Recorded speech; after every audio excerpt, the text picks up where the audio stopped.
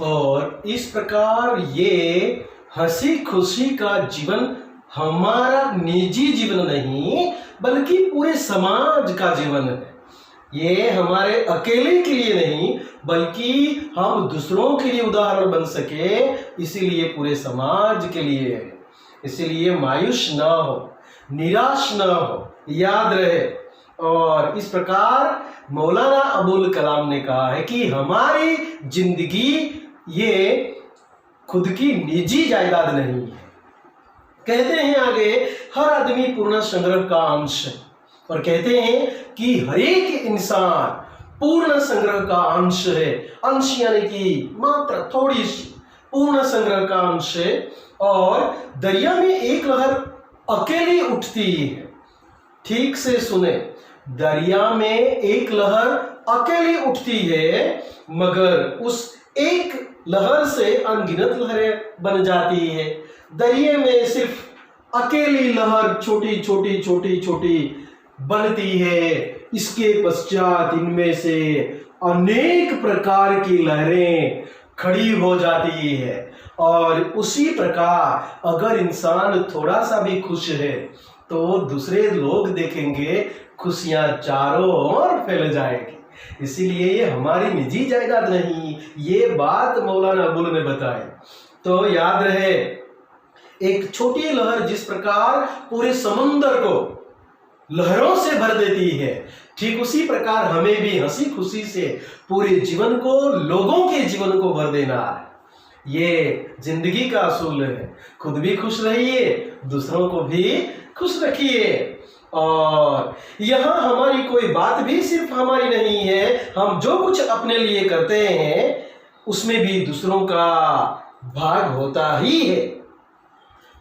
तो बात ये साफ बता दी, देखो हमने, कि जिस प्रकार छोटी सी कोई बात हो तो हमारी खुद की बात नहीं बल्कि पूरे समाज के लिए बात है। इसीलिए कोई भी चीज जो अगर हमारी है तो हंसी खुशी और उससे पूरे समाज को सुख फैले, और उसी प्रकार हमें प्रयत्न करते रहना है। इसीलिए कोई भी छोटी सी छोटी चीज हमारी निजी जायदाद नहीं है बल्कि पूरे समाज की जायदाद है। याद रहे, हमारी कोई खुशी भी हमें खुश नहीं कर सकेगी अगर हमारे चारों तरफ उदास चेहरे छा जाए या चेहरे जमा हो गए हैं। तो छोटी सी खुशी भी हमें खुश नहीं कर सकती। कब? जब इधर उधर चारों ओर हमारी तरफ इधर उधर उदास चेहरे अगर छा गए हैं या जमा हो गए हैं तो हम भी खुश कैसे हो सकते हैं? अपने दूसरे साथियों को देखकर सामने वाला भी मायूसी हो जाएगा। इसीलिए खुद भी खुश रहे, दूसरों को भी खुशियां दे, खुशियां बांटे।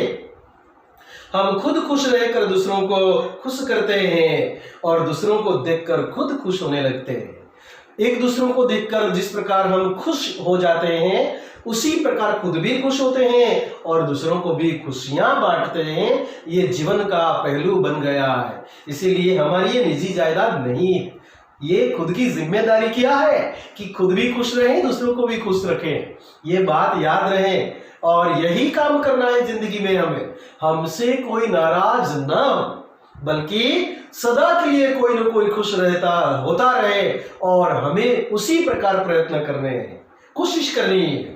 इस प्रकार यह अजीब बात है कि धर्म, फिलॉसफी और सदाचार तीनों ने जीवन की समस्या को हल करनी चाहिए और तीनों में खुद जीवन के विरुद्ध भाव उत्पन्न हो गए।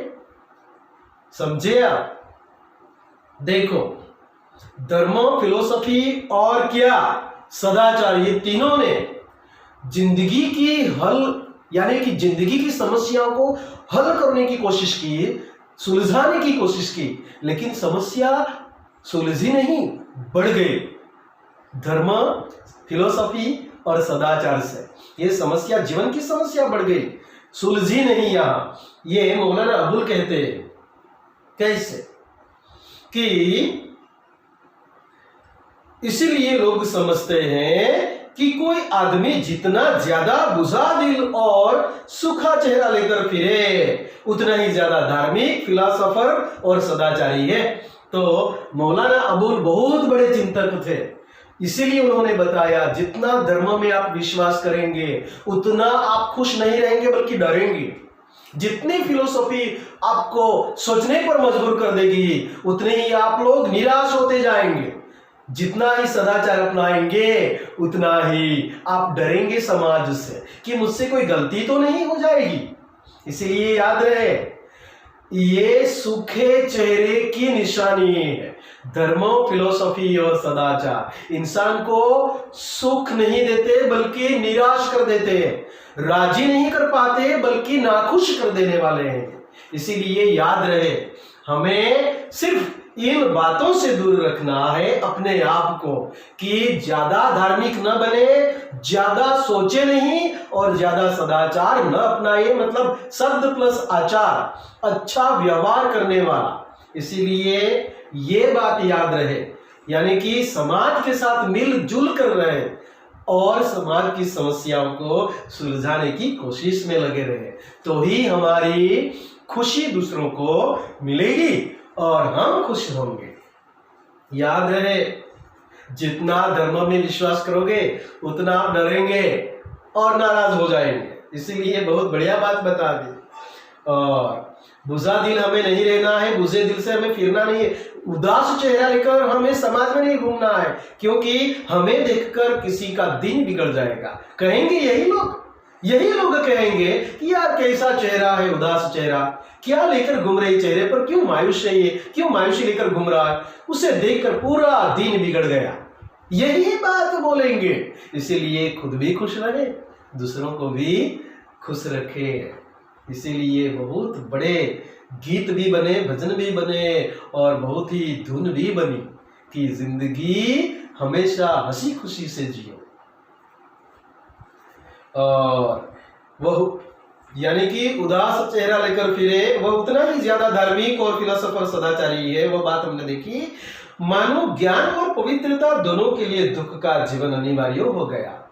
यानी कि जितना ज्ञान पाएंगे, जितने आप पवित्रता को पहचानेंगे यानी कि अपनाने की कोशिश करेंगे, उतना ही आपका जीवन दुख भरा हो जाएगा। और ये कहने का मतलब ये हुआ कि दुख अनिवार्य हो गया, इसीलिए चेहरे पर अपने आप नाराजगी फैल जाती है। जितने आप ज्यादा ज्ञानी बनोगे, फिलोसोफर उतना ही फिलोसॉफी करते रहेंगे।